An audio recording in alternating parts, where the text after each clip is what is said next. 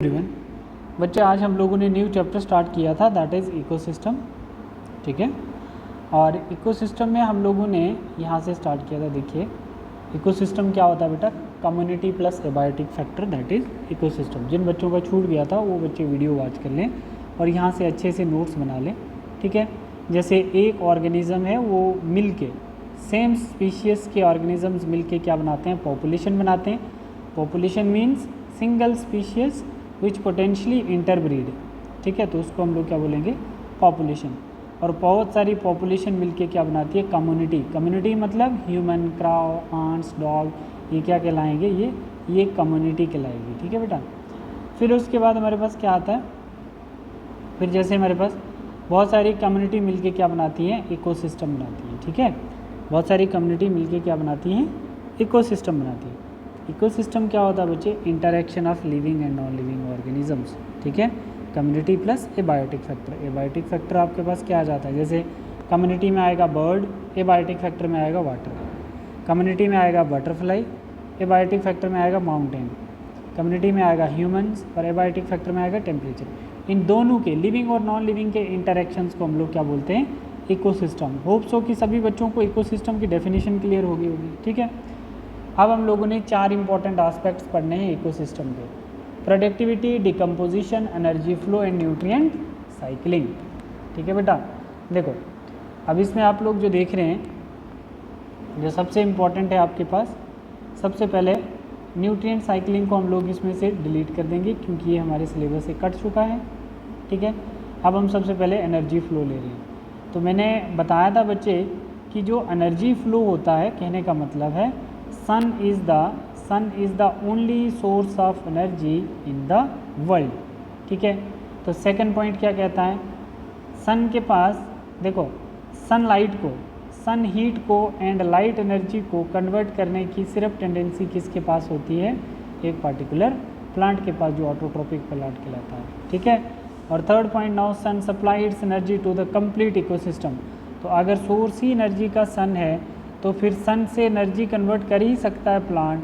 तो हम बोल सकते हैं कि ये जो सन है, कंप्लीट अर्थ पे जितने भी कम्बिनेशन हैं, है ना, हम जैसे बोल रहे हैं जितनी भी कम्युनिटीज़ हैं उनके लिए एनर्जी ट्रांसफ़र का सोर्स एक ही हमारे पास सन होता है। ठीक है, मतलब plant capture energy from sun, plant capture energy from sun and from glucose, and this glucose from plant leaves, fruits and flower. ठीक है बेटा, अब क्या होता है, व्हाट इज़ पार, अलग से टॉपिक है। पार क्या होता है, PAR means photosynthetically active region. PAR क्या है, एक photosynthetically active region, part of sun energy which is utilised by plants, मतलब less than 50% of total energy of sun falling on earth approximately. 50% से भी कम सनलाइट जो है वो अर्थ पे रीच करती है। ठीक है बेटा, तो उसमें से आप लोग बोल सकते हो, उसमें से, but actually plant use only 2 to 10%। जो प्लांट होते हैं वो कितनी यूज़ करते हैं, 2 to 10% of photosynthetically active reason, मतलब लेस देन 50। ठीक है, एनर्जी फ्लो को हम फूड चेन बोल सकते हैं। इसमें एनर्जी फ्लो में कितने लेवल होते हैं, जिनमें एनर्जी फ्लो होती है only level 4 to 5 trophic level होते हैं। ठीक है बेटा, अब हम लोग यहाँ पर क्या सीखते हैं बच्चे, अब यहाँ पे हम लोग सीखते हैं, जैसे आपके पास देखो, हम लोग बोल रहे हैं कि हमारे पास जो ट्रॉपिक लेवल है, देखो जो हमारे पास ट्रॉपिक लेवल है, इसको हम फर्स्ट कंसिडर करते हैं ट्रॉपिक लेवल, ऑटोट्रॉपिक प्लांट, और लाइट एनर्जी कन्वर्ट करते हैं केमिकल एनर्जी में बाय द हेल्प ऑफ सन। अब इस प्लांट को कौन खाएगा, बर्ड खाएंगे। ठीक है, तो बर्ड जो होगा हमारा ट्रॉपिक लेवल 2 हो जाएगा। ठीक है, और ये जो प्लांट है जो लाइट को हार्वेस्ट करता है, ये प्राइमरी प्रोड्यूसर होता है। ठीक है, और बर्ड को कौन खाएगा बच्चे, बर्ड को सेकेंडरी कंज्यूमर खाएगा, जिसको हम लोग क्या बोलते हैं, जिसको हम लोग जैकाल बोलते हैं। क्या बोलते हैं, जैकाल बोलते हैं। ठीक है बेटा, और ये हमारा ट्रॉपिक लेवल 3 आएगा। तो एनर्जी ट्रांसफ़र हो रही है ना बच्चे, एनर्जी ट्रांसफ़र हो रही है, प्लांट से बर्ड्स में जा रही है, बर्ड से जैकाल में जा रही है। तो याद रखना, प्राइमरी कंज्यूमर कौन सा है, सेकेंडरी कंज्यूमर कौन सा है, और प्राइमरी प्रोड्यूसर कौन सा है। प्राइमरी कंज्यूमर बर्ड आ गया जो ट्रॉपिक लेवल 2 में आता है, सेकेंडरी कंज्यूमर हमारा जैकल आ गया, जो प्राइमरी कार्निवोर कहलाता है ट्रॉपिक लेवल 3 है, और हमारा top carnivore trophic level 4 that is tiger, जिसको हम टर्शियरी कंज्यूमर बोलते हैं। तो बच्चे यहाँ पे क्या हो रहा है, एनर्जी ट्रांसफ़र हो रही है। क्या हो रहा है, एनर्जी ट्रांसफ़र हो रही है, ठीक है। अब हम बोल रहे हैं कि T1 plus T2 plus T3 plus T4 that is trophic level 1, trophic level 2, 3, 4। अगर इन सभी ट्रॉपिक लेवल की डेथ हो जाती है तो एक इम्पॉर्टेंट आयन सॉइल में मिक्स हो जाते हैं बच्चे, जिनको हम नॉन लिविंग ऑर्गेनिक मैटर भी बोल सकते हैं, ठीक है। तो इनसे क्या बनेगा, this detritus break down into smaller pieces by earthworm and other decomposer like fungi and bacteria and release important ion like this, and this important ion absorb by the roots of this particular plants, और इस plants को हम बोलेंगे in grazing food chains not passes to the next trophic level, ठीक है बच्चे। तो अभी तक जो आप लोग पढ़ रहे थे तो ये कौन सी थी, ग्रेजिंग फूड चेन थी। कौन सी थी, grazing food chain which is start from the autotrophic plant. But अब आप लोग देखोगे detritus food chain. Detritus food chain जब सभी कम्युनिटीज़ का डेथ होता है ना, तो स्टार्ट विद डेट्राइटस। तो याद रखना उनका जो सॉइल सोल्यूशन बनता है वहाँ से जो न्यू प्लांट बनता है तो वो detritus, decomposer, detritus food chain. Detritus food chain is bigger than grazing food chain. Detritus food chain is bigger than grazing food chain, ठीक है। It means much more amount of energy nutrients are passed on this stage rather than GFC, ठीक है। तो आपको कोई पूछे Detritus food chain जो होती है वो larger होती है with respect to grazing food chain, ठीक है। अब आप देखेंगे बच्चे terrestrial food chain not aquatic. Terrestrial food chain में जो ग्रेजिंग फूड चेन होती है वो लेस एनर्जी प्रोड्यूस करती है with respect to detritus food chain, और detritus food chain large amount of energy produce करती है with respect to grazing food chain. Food web क्या होता है बच्चे, फूड वेब की एक डेफिनेशन ये भी है, large number of food chain proceed with one times and interbreed and interconnected with each other. Food chain क्या है, many interconnecting food chains form of food web. ये दो डेफिनेशन याद रखनी है फूड वेब। देख लो बच्चे, यहाँ पे प्लांट्स है और प्लांट्स की रूट्स पे सेप्रोफिटिक फंजाई ग्रो करती है और उस फंजाई को स्पाइडर और निमेटोड खाते हैं। जैसे रूट्स में ऑर्गेनिक मैटर हैं तो उस पर बैक्टीरिया फीड करते हैं, उस बैक्टीरिया को खाने वाले स्पाइडर, निमेटोड, प्रोटोजोन्स। इन प्रोटोजोन्स को खाने वाले आर्थ्रोपोड, टिक्स माइट्स, और टिक्स माइट्स को खाने वाले बर्ड्स, और बर्ड्स को खाने वाले एनिमल्स।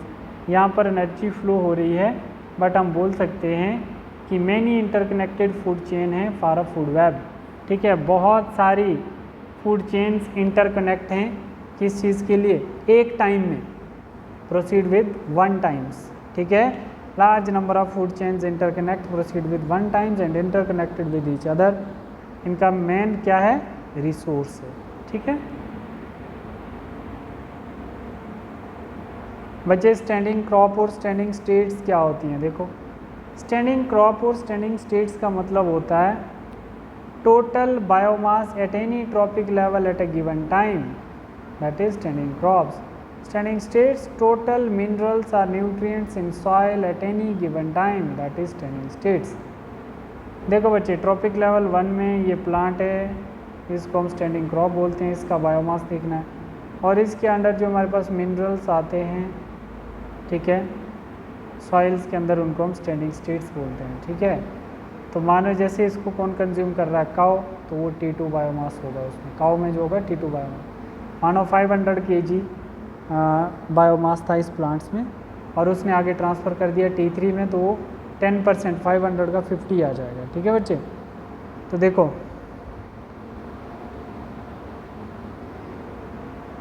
यहाँ पर हमने बोला कि सन ही मात्र एक सोर्स है एनर्जी का, तो प्राइमरी प्रोड्यूसर प्लांट है।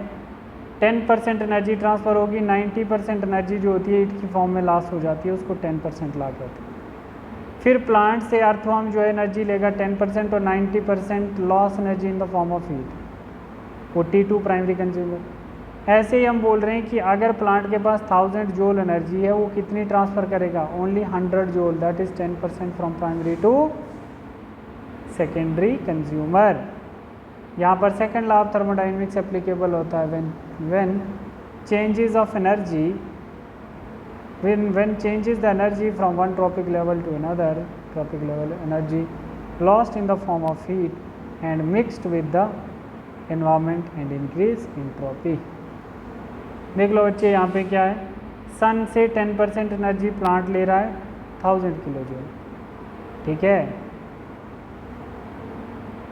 90% लॉस हो रही है। फिर 10% अर्थवॉर्म ले रहा है 90% लॉस हो रही है, तो 10% 100 किलो जूल। फिर बर्ड 10% ले रहा है 90% लॉस हो रही है, तो 10 किलो जूल। फिर हॉक, वल्चर, टाइगर 10% एनर्जी ले रहे हैं, तो 90% लॉस हो रही है।